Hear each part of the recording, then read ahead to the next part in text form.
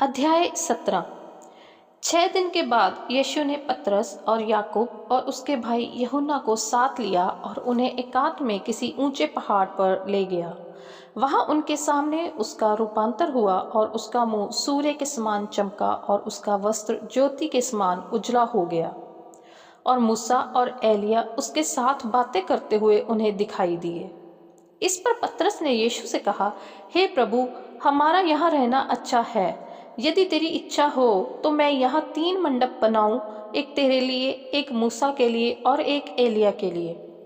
वह बोल ही रहा था कि एक उजले बादल ने उन्हें छा लिया और उस बादल में से यह शब्द निकला, यह मेरा प्रिय पुत्र है जिससे मैं प्रसन्न हूँ, इसकी सुनो। चेले यह सुनकर मुंह के बल गिर गए और अत्यंत डर गए। यीशु ने पास आकर उन्हें छुआ और कहा, उठो, डरो मत। तब उन्होंने अपनी आंखें उठाई और यीशु को छोड़ और किसी को न देखा। जब वे पहाड़ से उतर रहे थे तब यीशु ने उन्हें यह आज्ञा दी, जब तक मनुष्य का पुत्र मरे हुओं में से न जी उठे तब तक जो कुछ तुमने देखा है किसी से न कहना। इस पर उसके चेलों ने उससे पूछा, फिर शास्त्री क्यों कहते हैं कि एलिया का पहले आना अवश्य है? उसने उत्तर दिया, एलिया अवश्य आएगा और सब कुछ सुधारेगा। परंतु मैं तुमसे कहता हूँ कि एलिया आ चुका है और लोगों ने उसे नहीं पहचाना, परंतु जैसा चाहा वैसा ही उसके साथ किया। इसी रीति से मनुष्य का पुत्र भी उनके हाथ से दुख उठाएगा। तब चेलों ने समझा कि उसने हमसे यूहन्ना बपतिस्मा देने वाले के विषय में कहा है।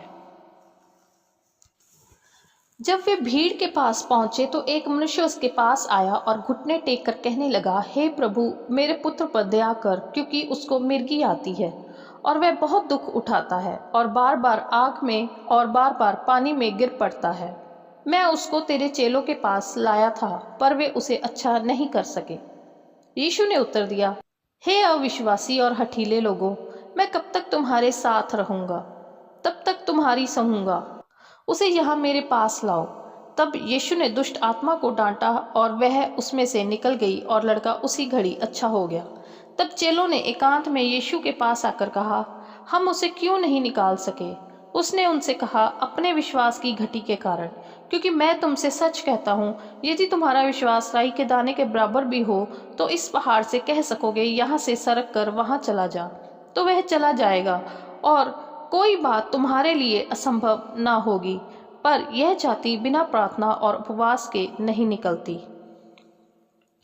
जब वे गलील में थे तो यीशु ने उनसे कहा, मनुष्य का पुत्र मनुष्यों के हाथ में पकड़वाया जाएगा। वे उसे मार डालेंगे और वह तीसरे दिन जी उठेगा। इस पर वे बहुत उदास हुए।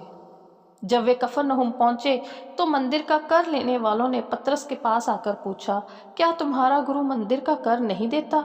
उसने कहा, हाँ, देता है। जब वह घर में आया तो यीशु ने उसके पूछने से पहले ही उससे कहा, हे शमौन, तू क्या सोचता है? पृथ्वी के राजा महसूल या कर किन से लेते हैं, अपने पुत्रों से या परायों से? पतरस ने उससे कहा, परायों से। यीशु ने उससे कहा, तो पुत्र बच गए, तो भी इसलिए कि हम उन्हें ठोकर ना खिलाएं।